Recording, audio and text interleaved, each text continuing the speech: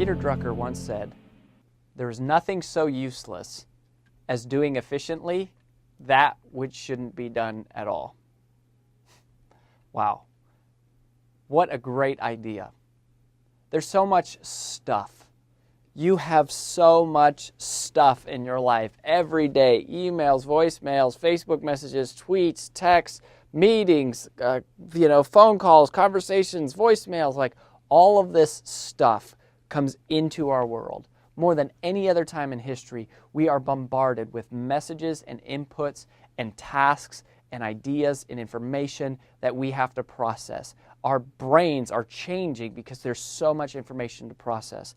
And yet, with all of the tools and all of the information that are available to us, so many people are losing sight of their most important priorities. As you know, I call it priority dilution.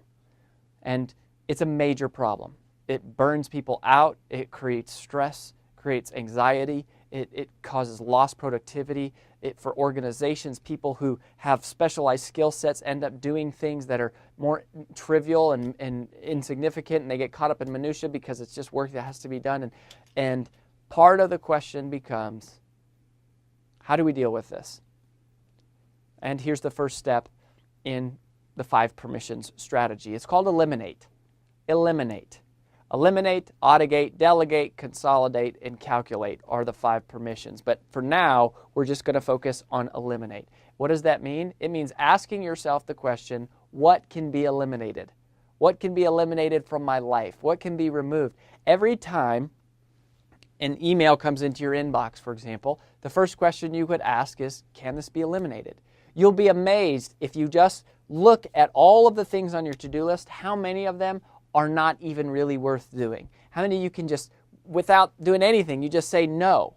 See, this permission is about the permission to ignore. It's the permission to say no. It's the permission to say, I am going to consciously remove this from my life because it doesn't fit, it's not in alignment with what my most important priorities. There's so much to eliminate. There are so many things, not just in your inbox, but around your house. So much clutter in all different areas of our life. And it all comes down to having the permission to ignore. In other words, feeling the permission to say no. For a lot of us, we have a hard time saying no. Maybe you're a people pleaser, and you've become known as the go-to person. And so people always are coming to you with new stuff. New things to be doing, new ideas to present you with, new opportunities to pitch you. They want to invite you to this or that. And all of these opportunities, which are blessings, come into your life. And yet all of these blessings, when added up, create this giant curse that you have so much to do that you feel overwhelmed and you lack clarity of what you should be doing. You need the permission to ignore.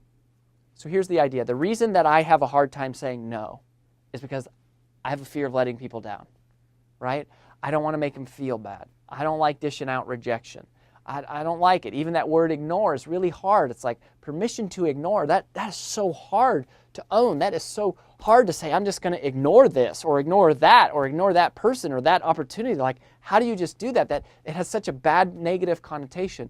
And that is the story in our head that we live by that keeps us constantly overcommitted, constantly taking on more than we can handle. And here was the big breakthrough for me. If you are not saying no to the things that don't matter, then you are inadvertently saying no to the things that do matter. Right? In other words, think about it this way. At any time that you are saying yes to something, you are simultaneously saying no to something else. By watching this video right now, you're saying yes to this video and you're saying no to everything else that you could be doing. So realizing that you are always saying no to something gives us the strength and gives us a place to stand on, to give us the permission to ignore. Because at any given moment, I'm always ignoring something. The question is, am I being conscious and intentional about what I'm choosing to ignore? Am I giving myself permission to eliminate, to not do, to reject, to remove from my life? I need to be able to have that permission. I need to be able to eliminate in order to create space, in order to create some peace, some sense of satisfaction and well-being, to slow everything down.